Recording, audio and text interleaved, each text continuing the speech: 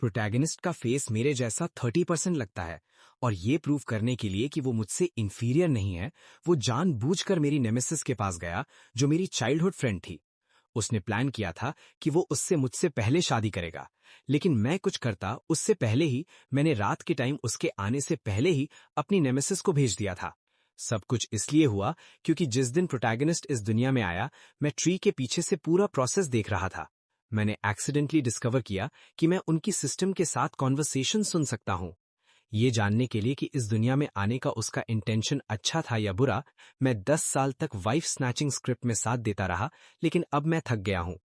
मुझे ये भी पता था कि उसके आने का पर्पस बस मेरी फियांसे को जीतना था, लेकिन जब मैं बैग्स पैक कर रहा था, रेडी था अब्रॉड जाने के लिए ताकि प्रोटैगनिस्ट का चीजी ड्रामा अवॉइड कर सकूं, तब मैं शॉक हो गया जब मैंने वेडिंग सेरेमनी में वो सीन देखा जहां वो सिस्टम को गुड बाय बोल रहा था प्रोटैगनिस्ट और हेरोइन की वेडिंग में। कांग्रेचुलेशंस होस्ट, तुम सक्सेसफुली सेन किनसुए से शादी कर चुके हो। ग्रैंड फिनाले आ गया है, मैं भी जाऊंगा। जुएई ने हल्का सा सिस्टम की तरफ नॉट किया।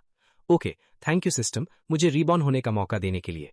कॉर्नर में चुपके उनकी बात सुनते हुए मैं खुद पर हंसी रोक नहीं पाया। तो मतलब ये सिस्टम जा रहा था। अगर वो प्लॉट कंट्रोल करने के लिए नहीं रहेगा तो ग्रैंड फिनाले के बाद क्या होगा कौन जाने। तो मैंने फोन निकाला और जो ओवरसीज फ्लाइट अभी अभी परचेज की थी उसे कैंसिल कर दिया। फिर मैंने न्यूली मैरिड कपल को हिडन मोटिव्स के साथ देखा। जुएई और सेन किनसुए की वेडिंग स्पेक्टैक्युलर थी। सिर्फ हंड्रेड्स ऑफ कैमराज ही नहीं थे, बल्कि बड़े इन्फ्लुएंसर्स भी बुलाए गए थे लाइव ब्रॉडकास्ट के लिए। जैसे ही ब्रॉडकास्ट स्टार्ट हुआ, चैट मैसेजेस से फ्लड हो गया। कौन समझता है, फाइनली हम प्रेसिडेंट सेनिया और ह्यूएई को साथ देख रहे हैं। वो बंदा तो गुस्से से मर रहा होगा। प्रेसिडेंट सेन के लिए यहां तक पहुंचना इजी नहीं था। फाइनली मेरे आइडल को ट्रू लव मिल गया उस ईविल बंदे के बिना। प्रेसिडेंट सेन तो मेरे आइडल से बहुत पहले शादी कर लेती, लेकिन उस बंदे की वजह से ही मेरे आइडल अपनी फीलिंग्स समझ पाई। चैट ब्लेसिंग से नहीं, मेरे अगेंस्ट इंसल्ट से भरा हुआ था। मैंने कुछ पढ़ा और इंटरेस्ट लूज कर दिया। अगर पहले होता तो मैं पक्का उनसे आर्ग्यू करता, लेकिन 10 साल बाद मैं उनकी मैलिस से इम्यून हो चुका हूं। मैं कॉर्नर में छुपकर सराउंडिंग्स ऑब्जर्व कर रहा था, होप करता था कि आज की वेडिंग एब्सोल्यूट सक्सेस हो। फेस्टिव एटमॉस्फेयर के बीच फाइनली मास्टर ऑफ सेरेमनीज की बारी आई। जब उसने बोला वेडिंग बिगिंस, तब मैं ब्राइड और ग्रूम से भी ज्यादा नर्वस हो गया। जुए ने सूट पहना था जिससे वो टॉल और स्लेंडर दिखा रहा था। स्टेज पे खड़े होके वो आगे देख रहा था, डीपली सेन किनसुए को देखते हुए जब वो उसकी तरफ चल रही थी। ह्यूएई एक फेमस एक्टर है, नेशनल आइडल जिसे पूरा इंटरनेट प्यार करता है। इसी वजह से सेन किनसुए ने डिटेल में हंड्रेड्स ऑफ स्पॉट्स ओपन किए थे जुए के फॉलोअर्स के लिए, ताकि वो लाइव वेडिंग देख सकें। जो मेरे पास खड़े थे शायद वही लोग थे। एक लड़की ने स्टेज की तरफ पॉइंट किया और चिल्लाने लगी, देखो वो रिंग्स एक्सचेंज कर रहे हैं। ये सुन के मेरा अटेंशन वापस स्टेज पे गया। सेन किनसुए पहले ही वेडिंग रिंग ह्यूएई को पहना चुकी थी। अब ह्यूएई की बारी थी। उसके स्लो मूवमेंट्स देख के मैंने सांस रोक ली, लेकिन रिंग सेन किनसुए को पहनाने से एक सेकंड पहले वो अचानक रुक गया। ह्यूएई की नजर सीधा मेरी तरफ आई। मुझे पता था उसने मुझे देख लिया था। मैंने एक्सपेक्ट नहीं किया था कि वो इतने इंपॉर्टेंट दिन मुझे इन्वॉल्व करेगा। श्योर इनफ, नेक्स्ट सेकंड ह्यूएई ने माइक्रोफोन पकड़ा। आप सबका बहुत थैंक यू जो किनसुए की वेडिंग में आए, लेकिन मैं एक स्पेशल पर्सन को भी थैंक यू बोलना चाहता हूं जिसे आप सब जानते हैं। क्राउड ने ह्यूएई की नजर फॉलो की और मेरी तरफ देखा। एक मोमेंट के लिए किसी को समझ नहीं आया मैं कौन हूं। ह्यूएई ने कंटिन्यू किया, जैसे सब जानते हैं किनसुए और मेरे लिए यहां तक पहुंचना इजी नहीं था। हमने बहुत सेटबैक्स फेस किए हैं। जो हमें अच्छी तरह जानते हैं वो जानते हैं। मैंने ऊपर देखा और ह्यूएई की मिलिशियस गेज से आंखें मिली। हाँ, उनके सारे सेटबैक्स मेरी वजह से थे। ग्युएई ने मेरी तरफ देखकर बोला, जिंग चेन, मुझे पता है तुम रिजाइन नहीं हो, लेकिन मैं तुम्हें बताना चाहता हूं कि ट्रू लव टेकिंग टर्न्स नहीं समझता। चाहे तुमने किनसुए को बहुत टाइम अकंपनी किया, वो तुम्हारे लिए सिर्फ फेमिलियल अफेक्शन फील करती है, रोमांटिक लव नहीं। मैं होप करता हूं तुम्हें कोई मिले जो तुमसे बहुत प्यार करे। और थैंक यू किनसुए, हमेशा मेरे साइड में रहने के लिए। मेरा नाम सुनते ही मुझे बहुत हॉस्टाइल ग्लांसेस फील हुई जो मेरी तरफ आईं। कुछ लोग तो मुझे सराउंड करने आ गए, जैसे उन्हें डर हो कि मैं ट्रबल क्रिएट करूंगा। और यही एग्जैक्टली जुएई देखना चाहता था। सबके सामने मुझे एक्सपोज करके ह्यूमिलिएट करने के बाद जुएई ने रिंग वापस उठाई और सेन किनसुए को पहना दी। ये देखकर मेरा हार्ट फाइनली सेटल हो गया। एक छोटी जुएई फैन टीथ ग्राइंड करते हुए मेरी तरफ पॉइंट करके बोली, प्रेसिडेंट और मेरे आइडल ऑलरेडी मैरिड हैं ईविल मैन। अगर तुमने फिर उनका रिलेशनशिप रूइन करने की हिम्मत की, मैं तुम्हें माफ नहीं करूंगी। मैंने राइस स्माइल किया और नॉट किया। डोंट वरी, मैं तुम दोनों को फॉरएवर साथ रहने की विश करता हूँ। अचानक एक साउंड हुआ। एक ब्लू रोबोट हवा में फ्लोट करता हुआ जुएई के सामने आया।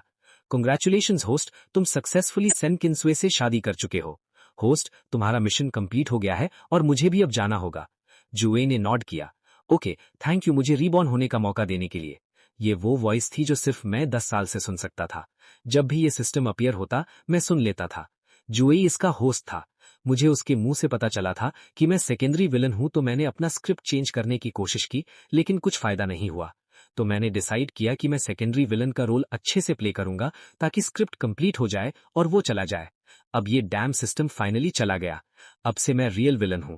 वेडिंग छोड़ने से पहले मैंने स्टेज पे खड़े जुएई से आंखें मिलाई और हल्का सा स्माइल दिया। उनके गुड टाइम्स फाइनली खत्म हो गए। घर जाके मैंने सबसे पहले अपनी ओल्ड चीजें थ्रो कर दी और मूविंग कंपनी कांटेक्ट की। फिर वी चैट में सेव्ड कांटेक्ट को मैसेज किया। जब तक सब फिनिश हुआ, मिडनाइट क्रॉस हो चुका था। इन 10 इयर्स रोज रोज मैंने विलन का रोल प्ले किया। अगर प्रोटैगनिस्ट को रोमांस फ्यूल करने के लिए मेरी जरूरत थी, तो पपिट बनना क्या मैटर करता था। अब जब बिग फिनाले आ गया और स्क्रिप्ट कंट्रोल नहीं रहा, तो अब क्या होगा कौन जाने। आउटकम के बाद मैं धीरे धीरे सब रिकवर करूंगा जो पपिट बनके मैंने गिव अप कर दिया। सबसे पहले वो प्लेस जो अब सेन किन्सुए ऑक्यूपाई करती है। 3 दिन आंख छपकते बीत गए। सेन किन्सुए और जुए की वेडिंग की पॉपुलैरिटी अभी भी हाई थी। बहुत इंटरनेट यूजर्स अभी भी वेडिंग ऑफ द सेंचुरी की बात कर रहे थे और जुए ने इस इवेंट का यूज करके फॉरेन मार्केट ओपन किया और ज्यादा यूजर्स को ग्वेला दिखाया न्यूली वेड्स विजिट के दिन। मैं भी वापस आ गया। मैंने बाहर से लाफ्टर सुना। अंदर जाने की जरूरत नहीं थी इमेजिन करने के लिए कि हार्मोनियस सीन होगा, लेकिन आज मैं उनकी पार्टी खराब करने आया था। जब जुएई ने मुझे देखा तो वो पहला रिएक्ट करने वाला था। जिंगचेन, तुम वापस आ गए, हम अभी तुम्हारी ही बात कर रहे थे। अब तुम आ गए हो तो हम साथ खा सकते हैं। मैंने नोट किया जब मैंने देखा बाकी लोग मुझे ऐसे देख रहे थे जैसे एक्सक्रीमेंट खा लिया हो। मुझे अनबिलीवेबल सेटिस्फैक्शन फील हुआ। हवा भी स्वीट लग रही थी। मेरे फादर ने कोल्डली देखा। अब जब तुम आ गए हो, अपने ब्रदर के साथ गेट अलोंग करो और ट्रबल क्रिएट मत करो। अब वो शादीशुदा है, अगर तुम उनके रिलेशनशिप में इंटरफियर करोगे तो तुम लवर बन जाओगे।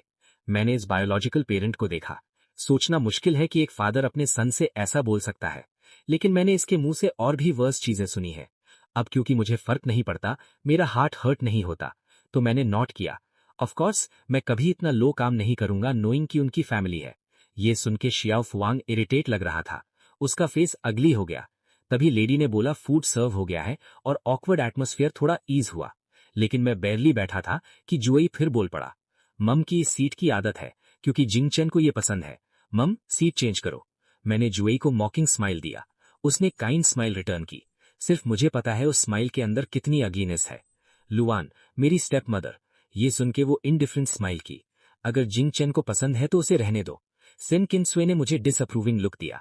शियाओ जिंगचेन, तुम्हें अभी भी रिग्रेट नहीं है? ये सुनते ही मैंने टेबल जोर से थपथपाया। ये मेरा घर है। किसने बोला अपने ही घर में खाने के लिए मुझे स्ट्रेंजर्स के रूल्स फॉलो करने पड़ेंगे? खाना है तो खाओ, नहीं तो निकल जाओ। मेरे ब्लो से डाइनिंग रूम में सब डर गए। शायद किसी ने एक्सपेक्ट नहीं किया था कि मैं रेजिस्ट करूंगा, स्पेशली सेन किन्सुए के अगेंस्ट। आफ्टर ऑल सब जानते थे सेन किन्सुए वो पर्सन है जिसे मैं प्यार करता था पर पा नहीं सका। पहले मैं सिर्फ सेन किन्सुए की बात मानता था और वो इसका यूज करके बोस्ट करता था।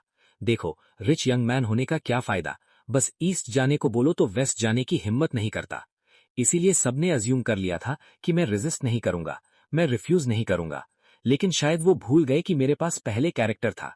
चाहे 10 इयर्स बूक ये कर रहा, मेरा कैरेक्टर गया नहीं था, बस हिडन था। अब सिस्टम चला गया और मैं फ्री हूं, तो ऑब्वियसली मैं वही करूंगा जो मुझे कंफर्टेबल लगे। मैं अब सैक्रिफाइस नहीं करूंगा। शियाओ फुआंग सबसे पहले रिएक्ट हुआ और टेबल और जोर से मारा। शियाओ जिंगचेन, लगता है तुम पागल हो गए हो। क्या तुम सोचते हो मैं तुम्हें घर से निकाल सकता हूं? अगर पहले होता तो मैं आंसुओं के साथ बैक करता, क्योंकि सेकेंडरी विलन की पहली ट्रेट अफेक्शन की लैक होती है, तो घर से निकाले जाने का डर होता है। स्क्रिप्ट कंट्रोल के डेज में शियाओ फुआंग मुझे इसी तरह मैनिपुलेट करता था, लेकिन अब स्क्रिप्ट नहीं है।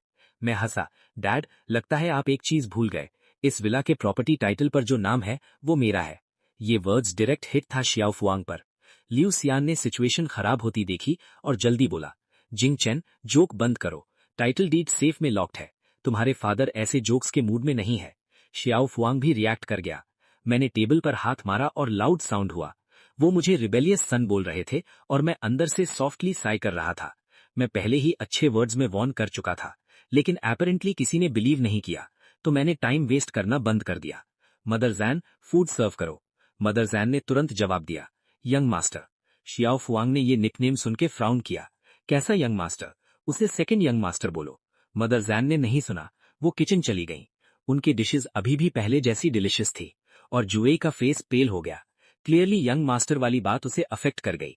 एक बाइट लेने के बाद मैंने फादर को देखा। डैड, क्या आप जुएई को फैमिली ट्री में इंक्लूड करने वाले हैं? जुएई शियाओ फुआंग और लियू सियान का बेटा है, मुझसे 3 मंथ्स बड़ा है। अगर सच में ऐसा है तो मुझे वॉर्न करना पड़ेगा। शियाओ फैमिली का शियाओ, शियाओ युआन का शियाओ है, शियाओ फुआंग का नहीं। शावान मेरी माँ है, एक स्वीट वुमन, लेकिन अनफॉर्चुनेटली बहुत ज्यादा एमरस थी और आखिर में इस अपस्टार्ट आदमी के जाल में फंस गई। एंडिंग ऑब्वियसली ट्रैजिक था, क्योंकि किसी को बिलीव नहीं था कि ये विला मेरे नाम पर है, तो नेचुरली मैं उन्हें एक बड़ा सरप्राइज दूंगा। ये सोचकर मैंने ताली बजाई। कई ब्लैक क्लैड बॉडीगार्ड्स विला के बाहर से अंदर घुस आए और जल्दी से जुआ और बाकी सबको सराउंड कर लिया। वो रिएक्ट कर पाते उससे पहले ही बॉडीगार्ड्स उन्हें घर से बाहर निकाल चुके थे। जब शाओफैंग बाहर से गालियां दे रहा था, मैंने डिसाइड किया उसे कंप्लीटली इग्नोर करूंगा। मैंने बटलर को क्लीनिंग सर्विस कांटेक्ट करने को बोला। मैंने उनसे कहा अंदर और बाहर सब क्लीन करो और गार्डन के सारे फ्लावर्स हटा के वेजिटेबल गार्डन बना दो। पुराना शाओजिन चैन कंट्रोल नहीं ले पाता, लेकिन 18 ईयर ओल्ड और ऊपर वाला मैं जरूर लेता। जब शाओफैंग और उसका ग्रुप फेम एंजॉय कर रहे थे, मैं रिकवर हो रहा था और स्ट्रॉन्गर बन रहा था। जब टाइम आएगा, मेरा काउंटर अटैक का टाइम होगा।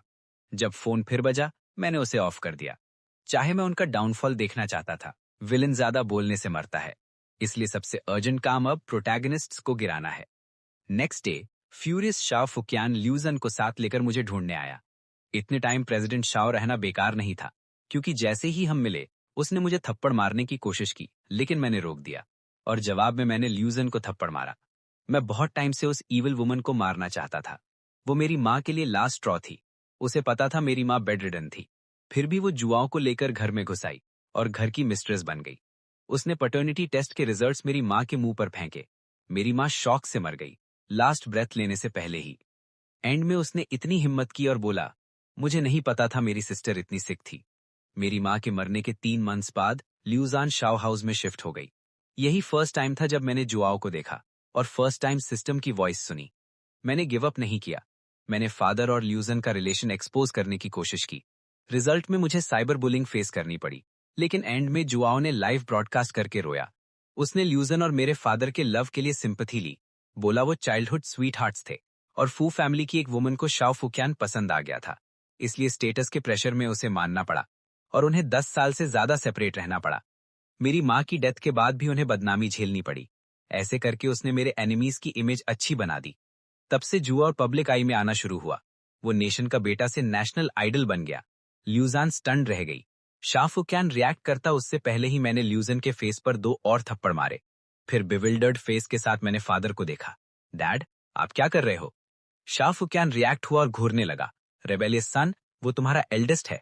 एक लाउड स्लैप के साथ मैंने ल्यूजन को थप्पड़ मारा। डैड, आपने क्या बोला? मैंने सही नहीं सुना। शाह फुकियान ने पॉइंट किया। पब्लिक आई में आने के बाद वो नेशन का बेटा से नेशनल आइडल बन गया। ल्यूजान स्टन थी। शाह फुकियान रिएक्ट करता उससे पहले ही मैंने फिर 2 थप्पड़ मारे। फिर मैंने फादर को देखा। डैड, आप क्या कर रहे हो? शाह फुकियान रिएक्ट हुआ और घूरने लगा। रेबेलियस सन, वो तुम्हारा एल्डेस्ट है। एक और लाउड स्लैप के साथ मैंने ल्यूजन को थप्पड़ मारा। डैड, आपने क्या बोला? मैंने सही नहीं सुना। जब तक मैं अडल्ट नहीं हुआ था, एक्सक्यूज के नाम पर वो सब कंट्रोल में रखते थे। मैंने लॉयर ढूंढा जो मेरी हेल्प करे। लकीली मेरी माँ लवर थी, लेकिन उसने अपने बेटे को हेल्पलेस नहीं छोड़ा। प्रॉपर्टी का डीड शाओ जिन चैन के नाम छोड़ा गया था। ये सिस्टम की फ्लॉ का एडवांटेज लेने के लिए था। जैसे ही सिस्टम गया और मैंने नाम चेंज किया, सब फिर मेरा हो गया। ये सुनकर शाओ फुकियान और ल्यूजन स्टंट रह गए। उनके पेन से भरे फेसेस देखकर मुझे बहुत अच्छा लगा और मैंने कुछ और ऐड किया। डैड, अगर आप एक अच्छे करियरिस्ट भी नहीं बन सके, तो लवर को इस घर में लाने की हिम्मत कैसे हुई? दोनों के फेसेस हेट्रेड के ग्रिमेस में बदल गए। मैं सैटिस्फाइड हुआ और टाइम वेस्ट करना बंद कर दिया। मैंने डोर बंद किया और अपना प्लान कंटिन्यू किया। 2:30 आफ्टरनून पर मैंने डजन से ज्यादा बड़े इन्फ्लुएंसर्स कांटेक्ट किए। मैंने अनोनिमसली उन्हें ग्यूआई की डर्टी लॉन्ड्री भेजी। इंटरनेट इंडीड एक डबल एज्ड स्वॉर्ड है। पहले उसने इसी स्वॉर्ड से मुझे स्लैंडर किया था, अब वही स्वॉर्ड उसे पियर्स करेगी। लेकिन उनके स्कैंडल्स वायरल होने से पहले मैं खुद ट्रेंड में आ गया। सेकेंडरी विलन फिर ट्रबल क्रिएट कर रहा है। ये हेडलाइन देखकर मैं नेटिजन्स को अपना इंट्रोडक्शन देना चाहता था, उनकी टैलेंट की तारीफ करना चाहता था और बोलना चाहता था ये मेरे कैरेक्टर के लिए परफेक्ट फिट है। जो कंटेंट वो देख रहे थे वो ये था, मैंने एल्डर्स को डिसरिस्पेक्ट किया, मैंने स्टेप मदर को मारा और अपने फादर को घर से बाहर निकाल दिया। जुआ नेशनल आइडल है और ल्यूजन उसकी फेम का यूज करके नेशन की स्टेप मदर बन गई। जुआ और ल्यूजन कभी कभी वैरायटी शोज में साथ आते थे। उनकी मदर सन रिलेशनशिप को पूरा इंटरनेट एनवी करता था। सब कहते थे ब्लड टाइज के बिना भी वो बायोलॉजिकल मदर्स और चिल्ड्रन से बेटर हैं। इसलिए करंट ल्यूजन एक सेमी पब्लिक फिगर थी। ये मैटर इंटरनेट तक नहीं पहुंचना चाहिए था, लेकिन आज सब कुछ कोइंसिडेंस था। जब ल्यूजन ने जुआओ को रोकर कंप्लेंट किया, वो लाइव ब्रॉडकास्ट कर रहा था, तो इंसिडेंट चांद से लीक हो गया। ये मेरी विशेस के बिल्कुल परफेक्ट था। मुझे सबसे ज्यादा डर था कि वो फंस ही ना करें। रात के 2:30 AM पर कई ट्रेंडिंग टॉपिक्स ने मेरे स्कैंडल्स को कवर कर दिया और टॉप पर आ गए। They reveal guys dark secrets. National idol ऐसा है, रियलिटी में नेशनल आइडल बुलिंग करता है। आओ फायर लगाओ। नेशनल आइडल के अनस्पीकेबल सीक्रेट्स। वाह, चोर जो चोर को पकड़ने चिल्लाता है। हे ने ट्रेंड्स में 5 प्लेसेस ऑक्यूपाई किए। सब कुछ अर्ली मॉर्निंग पब्लिश हुआ जब ज्यादा लोग सो रहे थे। जब तक लोग समझे, जिसे शेयर करना था शेयर कर चुका था, जिसे सेव करना था सेव कर चुका था। ट्रेंड्स रिलीज करने में लेट हो चुका था। नेक्स्ट डे जब ग्यूआई ने ये ट्रेंड्स देखे तो वो शॉक में था। उसे अच्छी तरह पता था उसके सीक्रेट्स कंट्रोल में थे। सब इन्वॉल्व लोग चुप करा दिए गए थे। उसे समझ नहीं आया लीक कैसे हुआ। मैं स्क्रीन के सामने जोर से हंसा। ऑफकोर्स मेरी वजह से। मैंने तुम्हारा पूरा पास्ट कलेक्ट किया था, सब इसी दिन के लिए। ट्रेंड्स जल्दी रिमूव कर दिए गए, बॉट्स आए इमेज क्लीन करने के लिए। लेकिन मुझे पता था ये इनफ नहीं था, क्योंकि इन फैक्ट्स का एग्जिस्टेंस कुछ नेटिजन्स के दिमाग में सीड प्लांट करेगा। चाहे वो बोले अपने आइडल पर ट्रस्ट करते हैं, फर्स्ट ग्लांस में ही ग्यूआई ने 3 मिलियन फॉलोअर्स लूज कर दिए। चाहे ये बस एक फ्रैक्शन था, इनफ था। ग्यूआई अब शेकिन सू के साथ यूनिट है, इसलिए इसकी कंपनी भी सफर हुई। उसके शेयर्स ओवरनाइट ड्रास्टिकली गिर गए। सेनकिन न्यूए भी पैनिक कर गई। पहले वो बहुत एंग्री थी, फिर धीरे धीरे उसके कंसोलेशन से काम हो गई। अब बहुत लोग उन्हें देख रहे हैं और बहुत लोग नहीं चाहते वो सक्सेसफुल हो। प्लॉट फिनिश होने के बाद मुझे फील हुआ मेरे बॉडी पर जो फोर्स प्रेशर डाल रहा था वो गायब हो गया। और अब जो भी करता हूँ सब इनक्रेडिबली वेल होता है। प्रोटैगनिस्ट ऑरा के बिना प्रोटैगनिस्ट सिर्फ ऑर्डिनरी पर्सन है। जिस दिन फिल्मिंग खत्म हुई, मैं डेलिबरेटली उस जगह गया जहां वो डिनर कर रहे थे। उसने मुझे देखा तो शॉक हुआ। जिनचेन, तुम यहाँ क्या कर रहे हो? मैं अंदर ही अंदर कंटेम्पचुअसली हंसा। प्रोवोकेटिव लुक के साथ मैंने उसे देखा और बिना पीछे देखे चला गया। मुझे पता था वो फॉलो करेगा और एक्सपेक्टेड ही हुआ। जब मैं कॉर्नर टर्न किया, जुआओ ने मुझे पुकारा, शाओ जिनचेन, इंटरनेट पर तुम ही थे राइट? अनडिस्गाइज्ड मैलिस सीधा मुझ पर आई। मैंने डिनाई नहीं किया। जुआओ ने डिसडेनफुल लाफ दिया। यूजलेस है, टाइम वेस्ट मत करो। तुम मुझसे फाइट नहीं कर सकते। 10 साल पहले भी ऐसा था, 10 साल बाद भी सेम है। और अब तुम्हारे पास कुछ नहीं है, मेरे अगेंस्ट क्या यूज करोगे? जुआओ सबसे बेस्ट पब्लिक में कुछ और प्राइवेट में कुछ और एक्ट करता है। अलोन होने पर वही उसका ट्रू फेस है। मैंने कोल्डली देखा। तुम्हारे फैंस को तुम्हारा रियल फेस देखना चाहिए। तुम डिस्गस्टिंग हो। तुम कैसे जानते हो मेरे पास कुछ नहीं है? शायद तुम्हारे सिस्टम की वजह से। ये बोलते ही मैंने जुआओ की आंखों में शॉक देखा। उसे बोलने का चांस दिए बिना मैंने कंटिन्यू किया। तुम क्यों सोचते हो अननोन बीइंग तुम्हें प्रोटैगनिस्ट बनाकर मुझे हरा देगा? जो प्रोटैगनिस्ट दूसरों पर डिपेंड करे वो ट्रू प्रोटैगनिस्ट नहीं होता। अपने लास्ट ग्लोरी डेज एंजॉय करो, इतने नाइव मत बनो। जुआओ मुझे देखकर टेरिफाइड लग रहा था। अगले दिनों में वो मेरे सामने नहीं आया। इंटरनेट पर भी डेली लाइफ विद शेकिनसू पोस्ट नहीं की। जब वो विड्रॉल में था, मैं शेकिनसू की कंपनी पहुंच गया। लिफ्ट में चढ़ने से पहले ही शेकिनसू, जो अभी उतरकर आई थी, मेरा रास्ता रोक लिया। शायद किसी ने सीक्रेटली टिप दिया था। आफ्टर ऑल मैं इंटरनेट पर रेगुलर कैरेक्टर था। हमेशा सेकेंडरी विलन कहकर इंसल्ट होता था। और पहले शेकिनसू को प्लीज करने के लिए मैं कंपनी फ्रीक्वेंटली जाता था। मुझे देखकर शेकिनसू का फेस ग्लूमी हो गया। शाओजिन चेन, तुम यहाँ क्यों हो? मैं ऑलरेडी मैरिड हूँ, प्लीज थोड़ा डेकोरम रखो। मैं हंसा। डायरेक्टर सेन, ऐसे एक्ट मत करो। हम एक्सीलेंट कोलीग्स होंगे, क्योंकि मैं कंपनी का लार्जेस्ट शेयर होल्डर हूँ। तो मेरा काम पर आना लॉजिकल है राइट? उसी दिन मैं शाओ चेन नाम से कंपनी ज्वाइन कर गया। सब स्टन रह गए। मैं शेकिनसू के ऑफिस में बैठा और डीपली सांस ली, मोमेंट एंजॉय करते हुए। मैंने असिस्टेंट को बोला उसका सारा स्टफ रिप्लेस करो। शेकिनसू ने सांस रोक ली। शाओजिन चेन, ज्यादा मत बढ़ो। मैंने मुड़कर उसका कप टेबल से गिरा दिया। वो फ्लोर पर टूट गया। Director Sen, oh no sorry, deputy director Sen, अब से होप करता हूं हम अच्छे से रहेंगे। और मेरा नाम अब शाओ चेन है। शेकिनसू ने दांत भींचे, लेकिन वो मेरे अगेंस्ट कुछ नहीं कर सकी। फाइनली वो गुस्से में चली गई। बहुत अच्छे मूड में मैंने आफ्टरनून सब स्टाफ को दे दिया। मैंने सबको 2 दिन की वेकेशन दी और फाइनली शेयर होल्डर्स मीटिंग बुलाई। मीटिंग वाले दिन सेनकिन्यू बहुत चमक रही थी। उसके चेहरे पर पुरानी उदासी का कोई निशान नहीं था और उसके साथ जाओ फुकियान, ल्यूसियान और हेयाई भी आए थे। मैं मेन सीट पर बैठा उन्हें देख रहा था। सबसे पहले मैंने सिक्योरिटी गार्ड्स को बुलाया ताकि जिन लोगों का ऑफिस में कोई काम नहीं है उन्हें बाहर निकलवा सकूं। गेवाई गार्ड से छूटकर मुझसे गुस्से में सवाल करने लगा, जाओ जिनचेन, तुम हमें बाहर क्यों निकालना चाहते हो? डैड ने भी हाँ में हाँ मिलाई। मैं काम रहा। शेयर होल्डर्स मीटिंग सबके लिए नहीं होती, ये कोई रिकॉर्डिंग सेट नहीं है। मैंने सिक्योरिटी को तुम्हें धक्के मारकर बाहर निकलने को नहीं कहा, वही तुम्हारे लिए बहुत बड़ी इज्जत की बात है। मीटिंग शुरू हुई और जैसा मैंने सोचा था, किसी ने मुझ पर ट्रस्ट नहीं किया। सबने कहा कि सेनकिन्यू को ही इस पोजीशन के लिए सबसे सही है और ये उसको वापस मिलनी चाहिए। मैंने उन लोगों को देखा जो सबसे ज्यादा चिल्ला रहे थे, मिस्टर जाओ, क्वालिफाइड लोगों को सही जगह पर होना चाहिए और मुझे नहीं लगता कि तुम यहाँ फिट होते हो। सेनकिन्यू ने बीच में आकर अच्छा बनने का नाटक किया। जिनी चैन, अगर तुम काम करना चाहते तो बस मुझे बोल देते, कल मैं तुम्हारे लिए एक रिप्लेसमेंट पोजीशन का इंतजाम कर दूंगी। तुम जो भी करो मुझे फर्क नहीं पड़ता, पर अभी तुम पूरी कंपनी को रोक रहे हो। सबकी लाइफ तुम्हारी तरह सेट नहीं होती। मैंने कोशिश करते हुए सर हिलाया। हम कंपनी के लोगों की रोजी रोटी तुम्हारे वजह से खराब नहीं होने दे सकते। इसलिए सेनकिन्यू, तुम्हें ही सबसे पहले कंपनी छोड़नी चाहिए। ये बोलकर मैंने दूसरे की तरफ देखा, जो शुरू से मेरे खिलाफ था। डायरेक्टर हुआंग, जो तुमने अभी कहा उस बारे में मुझे कुछ बोलना है। जो तुम्हारा नहीं है उसकी लालच मत करो, चाहे तुम कितने भी फिट क्यों ना हो। जो तुम्हारा नहीं है वो तुम्हारा नहीं है। और मैं सबको बताना चाहता हूँ, ये जो जाओ गायब होता है वो जाओ जिनचैन का जाओ है। ये जाओ फुकियान का जाओ नहीं है और ना ही इसका सरनेम सेन होगा। वो इंसान जिसकी मेरी माँ ने मदद की थी, उसके पास क्या हक है फैमिली प्रॉपर्टी पर लालच करने का? सेनकिन्यू बस उन बेचारे लोगों में से एक था जिसकी मेरी माँ ने बिना सोचे मदद की थी। मैं उसकी एबिलिटी को माना नहीं करता, पर शाओ फैमिली को ऐसा कोई नहीं चाहिए जो अच्छाई का बदला बुराई से दे। अगर 10 साल पहले सिस्टम नहीं आता तो मैंने सेनकिन्यू को नोटिस भी नहीं किया होता।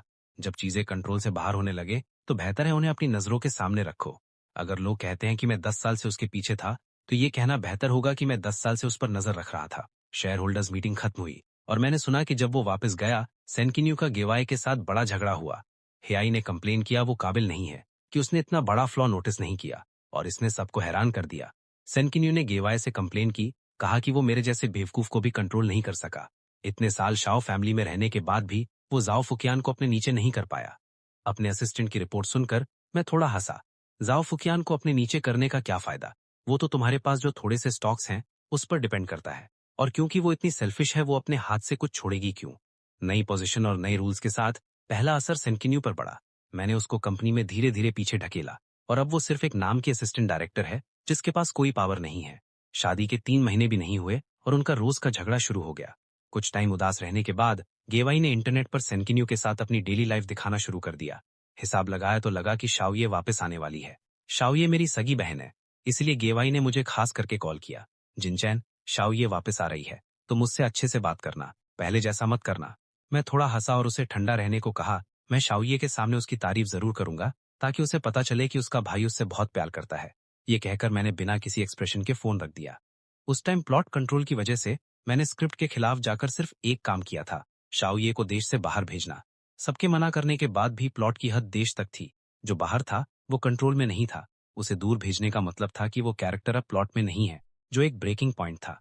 पर इसी वजह से हमारा बहन भाई का रिश्ता टूट गया, जिससे जय को बीच में आने का मौका मिला। वो उसका मुझसे ज्यादा ख्याल रखता था और मुझे प्लॉट तोड़ने की कीमत चुकानी पड़ी। मेरा शरीर मेरा नहीं था, मैं 7 दिन तक एक एनपीसी था, पर शाओये को प्लॉट से बचाना वर्थ इट था। उसी वजह से मुझ पर मलिशियस का टैग आज तक लगा हुआ है। शाओये देश वापस आई और सेनकिन्यू भी खड़ी हो गई। मैं कंपनी में काम करने वापस गया और किसी और वजह से नहीं, बस इसीलिए क्योंकि शाओये सबसे बड़ा इंसेंटिव है और इन सालों में उनका बॉन्ड कभी नहीं टूटा। जिस दिन शाओये वापस आई, जाओ फुकियान और बाकी सब विला वापस आ गए। मुझे भी जाना ही था। जब मैं छोटा था उसके मुकाबले अब शाओये लंबी, पतली और ज्यादा मिच्योर हो गई है, पर उसकी जबान अब भी कड़वी है। तुम पहले से काले और मोटे हो गए हो, उसने मुझे देखते ही पहली बात यही कही। कोई इमोशनल बात नहीं, मिलने की कोई खुशी नहीं, बस मुकाबला। मैंने बिना एक्सप्रेशन के जवाब दिया। मेरा थोड़ा वेट बढ़ गया है, पर कोई टेंशन नहीं, ठीक हो जाएगा। वापस जाकर मैं डाइट करूंगा। गेवाई ने शाओये के पास जाकर कहा, शाओये, तुम फाइनली वापस आ गई। हमने तुम्हें बहुत मिस किया। हम रोज चिंता करते थे कि तुमने बाहर खाना खाया या नहीं, या तुम्हें ठंड तो नहीं लगी। जिनचैन को बुरा मत समझना, उसने जो किया तुम्हारे भले के लिए किया। शाओये का चेहरा गुस्से से काला हो गया और उसने मुझे नफरत से देखा। मैंने बेचारा बनकर कंधे उचकाए। बच्चों में नखरे बहुत होते हैं। ये देखकर गेवाई और एक्साइटेड हो गया और बोलता ही रहा जब तक शाओये गुस्से में नहीं चिल्लाई, चुप हो जाओ। और कमरे में सन्नाटा छा गया। शाओ फुकियान ने ये सुना तो वो बहुत नाराज दिखा। शाओये, वो तुम्हारा बड़ा भाई है, इज्जत से बात करो। हियाई शाओ फुकियान और ल्यूसियान का बेटा है। मुझे पहले लगता था उसे बच्चे पसंद नहीं, पर बाद में पता चला उसे मेरी माँ के बच्चे पसंद नहीं थे। शाओये ने अपना पुराना मिजाज रखा। तुम भी चुप रहो, मुझे सब याद है। मुझे पता है मेरी माँ ने मुझे कितने भाई दिए हैं। ये बोलते हुए उसने मुझे गौर से देखा। शाओ फुकियान मुझ पर चिल्लाने की हिम्मत करता है, पर शाओये को गुस्सा दिलाने की हिम्मत नहीं करता। ये वही है जिसने उसे ब्रिक मारकर आधे महीने के लिए हॉस्पिटल भेज दिया था। शाओये को फर्क नहीं पड़ता आप कौन हो, अगर उसे कोई पसंद नहीं तो वो उसे मार सकती है, और वो बड़ों की इज्जत या छोटों का ख्याल नहीं करती। लियान इस बारे में सबसे अच्छा बता सकती है। जब वो पहले घर आई थी, शाओये ने उसे इतना परेशान किया कि उसका नर्वस ब्रेकडाउन हो गया, और अब कोई उससे पंगा लेने की हिम्मत नहीं करता। लेकिन अगर हम स्क्रिप्ट फॉलो करते तो उसका एंड दुखी भरा होता। गेवाई और बाकी सबने सोचा था कि शाओये के आने से हम दोनों मौत तक लड़ेंगे, और वो फायदा उठाएंगे, क्योंकि सबने देखा था कि हमारा रिश्ता कितना खराब था, सबको दिख रहा था। मगर इसके बाद जो हुआ वो ये था कि शाओये और मैंने मिलकर प्लान बनाया, एक अच्छा बना और एक बुरा, ताकि कंपनी के गद्दारों को साफ कर सकें। उनमें सेनकिनी और गेवाई के लोग भी थे, और शाओ फुआन और ल्यूसियन के भी। जब मुझे ये पता चला तो मुझे भी यकीन नहीं हुआ। कितना इंटरेस्टिंग है, दो कपल्स एक दूसरे पर शक कर रहे हैं और उस चीज की लालच कर रहे हैं जो उनकी नहीं है। जिस दिन सिस्टम गया, उसने शाओये को मैसेज किया कि वो अब देश वापस आ सकती है। हमारी पहले की लड़ाई बस इसीलिए थी क्योंकि वो मुझे अकेला नहीं छोड़ना चाहती थी। हमारी राय अलग थी, इसलिए मैंने उसे जबरदस्ती बाहर भेजा, ताकि उन्हें लगे हमारा रिश्ता टूट गया है। शाओये, जो दूसरों के लिए ठंडी है, उस वक्त बच्चों की तरह नखरे करने लगी। मैं अब कभी नहीं जाऊंगी, तुम बहुत बुरे हो। मैंने मुस्कुराते हुए उसके सर पर हाथ फेरा। नहीं, तुम नहीं जाओगी, ऐसा फिर कभी नहीं होगा। सिस्टम वापस नहीं आएगा। 2.5 हफ्ते बाद गेवाई फिर से ट्रेंडिंग पर थी। अब तक उसने मुझसे भी ज्यादा लोगों को नाराज कर दिया था। मैं तो बस मलिशियस हूँ, पर मैं किसी के फायदे को हाथ नहीं लगाता। वो तो भेड़ की खाल में भेड़िया है। सिस्टम के बिना कभी ना कभी सच सामने आना ही था। अब जब मैं सोचता हूँ, सिस्टम के वो आखिरी शब्द एक वार्निंग की तरह थे, पर उसने पगली ने सोचा वो एक ब्लेसिंग है। आखिरकार एंडिंग ऐसी चीज थी जो सिस्टम अब कंट्रोल नहीं कर सकता था। जब गेवाई मेरे घर घुसी, मैं ब्रेकफास्ट कर रहा था। जाओजिन चैन, फिर से तुम। इंटरनेट से वो सारा कंटेंट मेरे बारे में डिलीट करो। सुन रहे हो? तुम्हें लगता है मैं तुम पर डेफेमेशन का केस नहीं कर सकती? उस वक्त वो पहले जैसी प्यारी गॉडेस नहीं थी, बस एक पागल औरत थी जो अपना आपा खो रही थी। मैंने नैपकिन लिया और अपना मुंह पोंछा। मैं नहीं था। अगर मैं ऐसा कुछ करना चाहता तो क्या तुम्हें लगता है मैं इतनी छोटी चीज करता? अगर तुम नहीं तो और कौन? सिर्फ तुम ही हो मुझसे इतनी नफरत करते हो। मैंने कमरे से डॉक्यूमेंट्स का एक सेट निकाला और गेवाई को दिया। ये लॉजिकल नहीं है कि मैं तुमसे नफरत करूं, क्योंकि तुम इतने श्योर हो कि मैं था। मेरे पास तुम्हारे साथ शेयर करने के लिए कुछ बहुत इंटरेस्टिंग है। क्या तुम बता सकती हो कि ये सच है? गेवाई ने पहले डॉक्यूमेंट्स को कोई इंपॉर्टेंस नहीं दी, फिर वो जल्दी जल्दी देखने लगी जब तक उसने उन्हें जमीन पर नहीं फेंक दिया। तुम्हें ये कहाँ से मिला? तुम्हारे पास ये सब कैसे हो सकता है? क्या मैंने सिस्टम को इन्हें खत्म करने का ऑर्डर नहीं दिया था? तुम्हारे पास अब भी क्यों है? मैंने उसके पागलपन को इग्नोर किया। मैंने डॉक्यूमेंट्स उठाए और जोर से पढ़ने लगा। उससे बीच बीच में पूछता रहा कि क्या ये सच है? नेशनल आइडल ऐसा करता है? ये अखलाक की गिरावट है या इंसानी फितरत का बिगड़ना? उन्होंने तो पब्लिक रिलेशंस भी हायर कर लिए हैं। मुझे उम्मीद नहीं थी तुम इतनी फिजिकली स्ट्रांग हो हियोई। क्या किनियो को पता था तुम इतनी फिजिकली स्ट्रांग हो? हियोई पागल हो गई, मेरे हाथ से इन्फॉर्मेशन छीनने लगी। चुप हो जाओ, ये सब झूठ है। मैंने ठंडे दिमाग से कहा, तुम चाहो तो तोड़ दो, मेरे पास और भी हैं। एक पत्थर की तरह सख्त होकर जेवाई जमीन पर घुटनों के बल गिर गई। पुलिस, मैं भीख मांगती हूँ, इसे पब्लिश मत करो, मेरी लाइफ बर्बाद हो जाएगी। मैंने गलती की, क्या तुम मुझे माफ कर सकते हो? मैं अब तुमसे कम्पीट नहीं करूंगी, मैं मर जाऊंगी, इन चीजों से मौत हो जाएगी। मैं नीचे झुका उसे देखने के लिए जब वो घुटनों पर थी। मैंने तुम्हें पहले कहा था, जो मेरा है वो हमेशा मेरा रहेगा, तुम उसे मुझसे कभी नहीं छीन सकते। रही बात माफ करने की, वो इम्पॉसिबल है। तुम्हें याद है मेरी माँ कैसे उनसे भीख मांगती थी, और तुमने क्या किया? तुम लोगों ने उन्हें गुस्से से मार डाला। और इन 10 सालों में तुमने मेरे साथ कैसा बिहेव किया, क्या मुझे एक एक करके बताने की जरूरत है? मेरे प्यारे भाई, सच बोलो तो गेवाए तुम बहुत बेवकूफ हो। सिस्टम के बिना तुम आज जहां हो वहां कभी नहीं पहुंचते। हियाई ने अपने आंसू पोंछे, मुझे नफरत से देखते हुए। ये अभी खत्म नहीं हुआ, देखते हैं आखिरी बार कौन हंसता है। ये सेफ नहीं है। मैंने अपने फोन की तरफ इशारा किया, मैं लाइव स्ट्रीम कर रहा हूँ। हियोई को एक झटका लगा और उसने मेरे फोन को हैरानी से देखा। उसकी आखिरी चीख लिविंग रूम में गूंजी। इस बार उसकी दुनिया पूरी तरह से बिखर गई। नेशनल आइडल की जो इमेज उसने इतनी मेहनत से बनाई थी, वो एक रात में टूट गई। ल्यूसियान के साथ जो अच्छी माँ बेटी की इमेज थी, अब वो बुरी क्रिटिसिज्म का हिस्सा है। और इस वजह से शाओ फुआन की अच्छे आदमी की इमेज भी खत्म हो गई।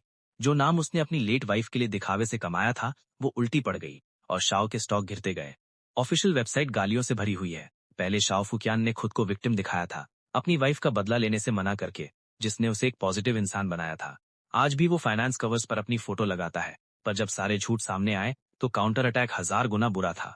आखिर में तुम वही काटते हो जो तुम बोते हो। जब शाओफुआन ने अपने शेयर्स बेचे, हमने उन्हें कम प्राइस पर खरीद लिया। अब एक छोटा हिस्सा भी अनजान लोगों के हाथ में नहीं रहेगा। शाओये ने पूछा कि अब मैं आगे क्या करूंगा। मैंने कंपनी डायरेक्टली उसको दे दी। वो लोग एक बात सही कहते थे, मैं काम करने के लिए नहीं बना, बस बैठकर पैसे गिनने के लिए। अब मैं अपने लिए जीना चाहता हूँ। किसी को नहीं पता कि मैं हमेशा से किसी से प्यार करता हूँ जिसे मैंने दिल में गहरा छुपा कर रखा है। वही वो इंसान है जिसे मैं सच में प्यार करता हूँ, बस मैंने उसे खो दिया। मुझे नहीं पता मैं उसे वापस पा पाऊंगा या नहीं। सबसे बुरे हाल में मैं तब तक कोशिश करूंगा जब तक मुझे वो मिल नहीं जाती।